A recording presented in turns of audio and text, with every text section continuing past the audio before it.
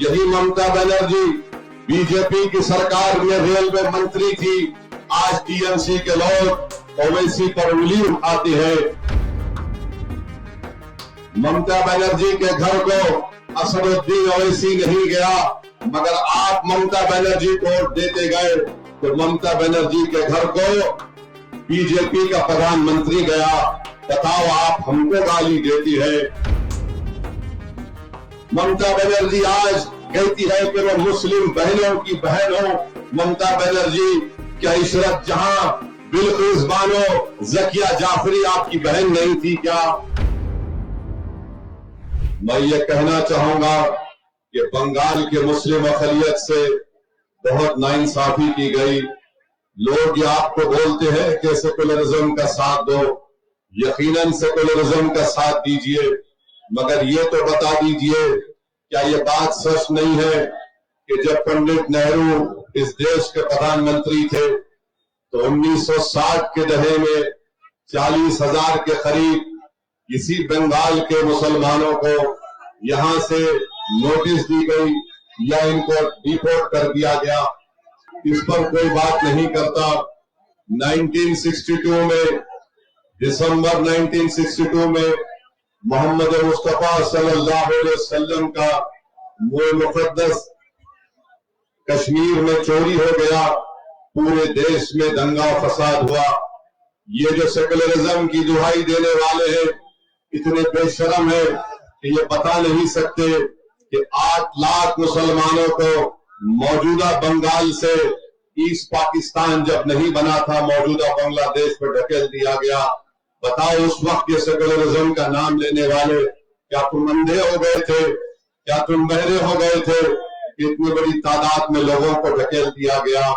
मेरे अजीज दोस्तों और बुजुर्गों, आज हमको कहती है कि मजलिस आती है तो बीजेपी को फायदा होगा, ओवैसी आएगा तो बीजेपी को फायदा होगा।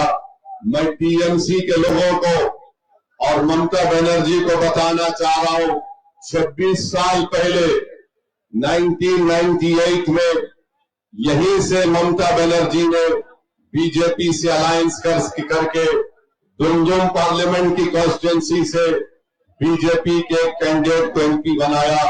क्या उस वक्त असदुद्दीन ओवैसी आकर ममता बनर्जी के कान में फूंक कर बोला कि तुम बीजेपी से अलायंस कर लो? 1999 में दूसरी मर्तबा बीजेपी का एमपी बना ममता बनर्जी के अलायंस की वजह से। ममता बनर्जी के घर को असदुद्दीन ओवैसी नहीं गया, मगर आप ममता बनर्जी को वोट देते गए तो ममता बनर्जी के घर को बीजेपी का प्रधानमंत्री गया। बताओ, आप हमको गाली देती है। यही ममता बनर्जी बीजेपी की सरकार में रेलवे मंत्री थी। आज टीएमसी के लोग ओवैसी पर उंगली उठाते हैं। बताओ, तुमने खुल के साथ दिया, फिर ममता बनर्जी ने इस्तीफा दे दिया, फिर 2003 में फिर से बीजेपी ने उनको सपोर्ट कर दिया और गुजरात का फसाद हुआ। हजारों मुसलमान रिलीफ और रिफ्यूजी कैंप में जाकर जिंदगी गुजार रहे थे। जो लोग पूछते हैं ओवैसी तुम आकर वोट काटना चाहते हो, अरे मैं गुजरात के 2002 के रिलीफ कैंपों में वहां पर 10 दिन तक काम किया। शालम रेफ्यूजी कैंप में, वटवा में, जुहापुरा में मजलिस जाकर काम की। ममता बनर्जी क्या कर रही थी बताओ? ममता बनर्जी ने दोबारा माइंस की मिनिस्टर बन गई। ममता बनर्जी आज कहती है कि वो मुस्लिम बहनों की बहन हो।